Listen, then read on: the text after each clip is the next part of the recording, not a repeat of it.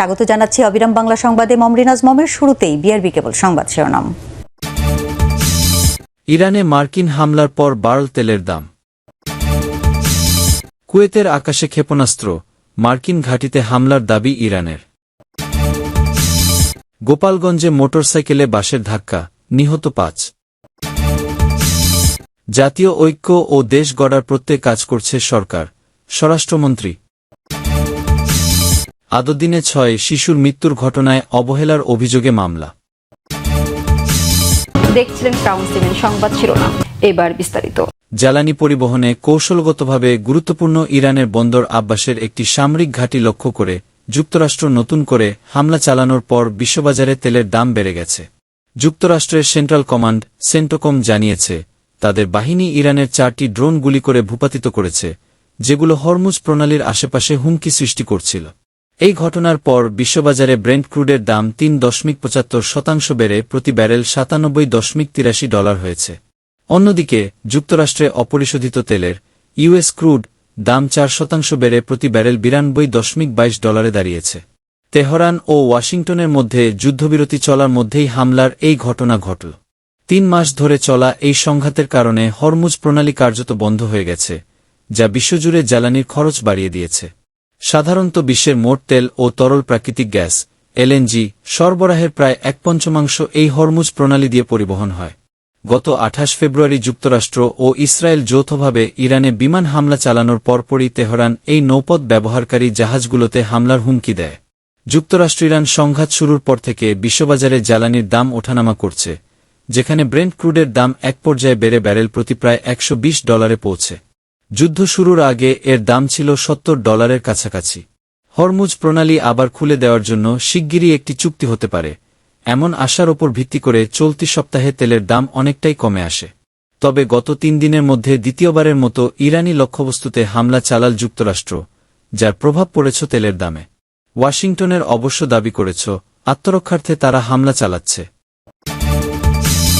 কুয়েতের সেনাবাহিনী বৃহস্পতিবার ক্ষেপণাস্ত্র ও ড্রোন হামলার শিকার হওয়ার কথা জানিয়েছে, তবে এগুলো কোথায় থেকে নিক্ষেপ করা হয়েছে তা নিশ্চিত করেনি।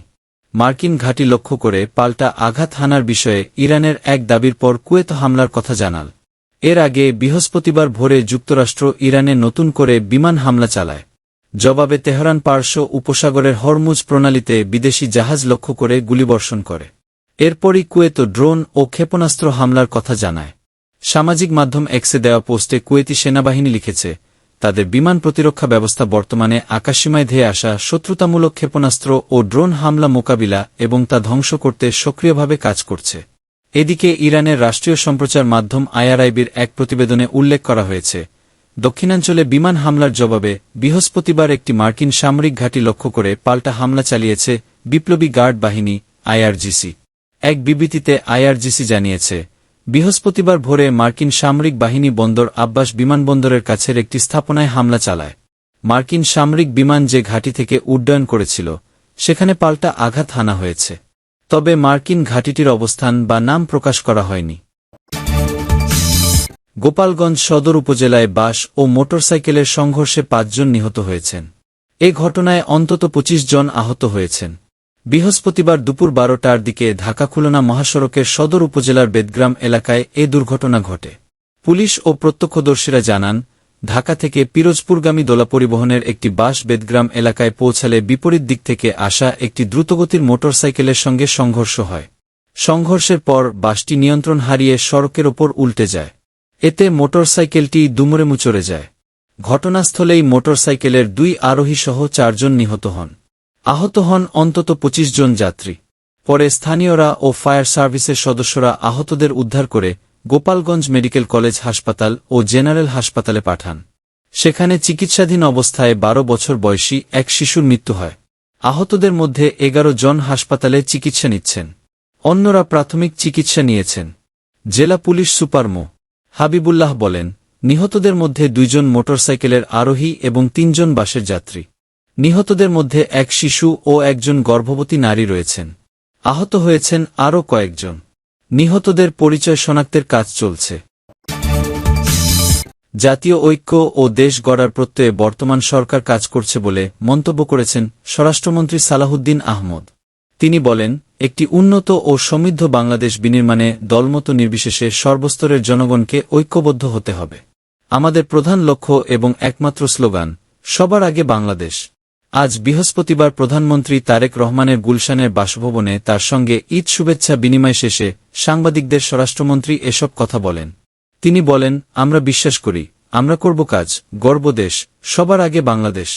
এই মূলনীতিকে ধারণ করে আমরা দেশের প্রতিটি নাগরিককে সঙ্গে নিয়ে একটি সুদূর জাতীয় ঐক্যের মাধ্যমে সামনের দিকে এগিয়ে যেতে চাই। স্বরাষ্ট্রমন্ত্রী বলেন, 2024 সালের 5 আগস্ট পরবর্তী বাংলাদেশের জনগণ এক মুক্ত, স্বাধীন ও শান্তিপূর্ণ পরিবেশ উপভোগ করছে। এই স্বাধীন আবহেই দেশবাসী পরপর কয়েকটি উৎসবমুখর ঈদ উদযাপন করার সৌভাগ্য লাভ করেছে। দেশের অব্যাহত সমৃদ্ধি, শান্তিশৃঙ্খলা রক্ষা এবং সর্বাঙ্গীন মঙ্গলের জন্য মহান আল্লাহর দরবারে সম্মিলিত প্রার্থনা করার আহ্বান জানান তিনি। এ সময় স্থানীয় সরকার প্রতিমন্ত্রী মীর শাহে আলম, স্বরাষ্ট্রমন্ত্রীর ছেলে ও বাংলাদেশ ক্রিকেট বোর্ডের আহ্বায়ক কমিটির সদস্য সৈয়দ ইব্রাহিম আহমদ প্রমুখ উপস্থিত ছিলেন।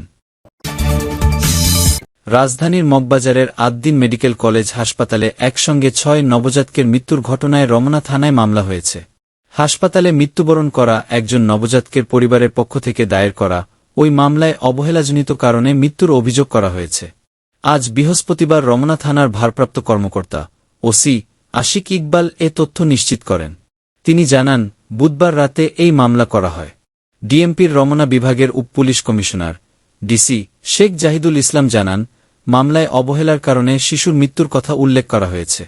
বিষয়গুলো তদন্ত করে দেখা হচ্ছে। এর আগে আদ্দিন মেডিকেল কলেজ হাসপাতালে মারা যাওয়া 6 নবজাতকের লাশ বুধবার রাতেই তাদের পরিবারের কাছে হস্তান্তর করা হয়েছে। পরিবার এই নবজাতকদের ময়নাতদন্ত করাতে চায়নি, সে কারণে তাদের লিখিত আবেদনের পরিপ্রেক্ষিতে লাশ বুঝিয়ে দেওয়ার এই সিদ্ধান্ত নেওয়া হয়েছে বলে জানিয়েছে পুলিশ। কারণ মারা যাওয়া শিশুদের বয়স ছিল মাত্র 1 থেকে 3 দিন। রাজধানীর মগবাজারের আদ্দিন মেডিকেল কলেজ হাসপাতালের পোস্ট ডেলিভারি ওয়ার্ডে বুধবার ভোরে এই 6 নবজাতকের মৃত্যু হয়। স্বজনদের অভিযোগ, ওয়ার্ডে অব্যবস্থাপনা ও শীতাতপ নিয়ন্ত্রণ ব্যবস্থা এসি বন্ধ থাকার কারণে এ ঘটনা ঘটেছে। তবে এ বিষয়ে হাসপাতাল কর্তৃপক্ষ ব্রিফ করলেও মৃত্যুর কারণ সম্পর্কে আনুষ্ঠানিকভাবে কোনো তথ্য জানানো হয়নি। হাসপাতালে একসঙ্গে 6 নবজাতকের মৃত্যুর ঘটনার কারণ অনুসন্ধানে বুধবারই 3 সদস্যের তদন্ত কমিটি গঠন করেছে স্বাস্থ্য ও পরিবার কল্যাণ মন্ত্রণালয়। 3 দিনের মধ্যে কমিটিকে প্রতিবেদন দিতে বলা হয়েছে।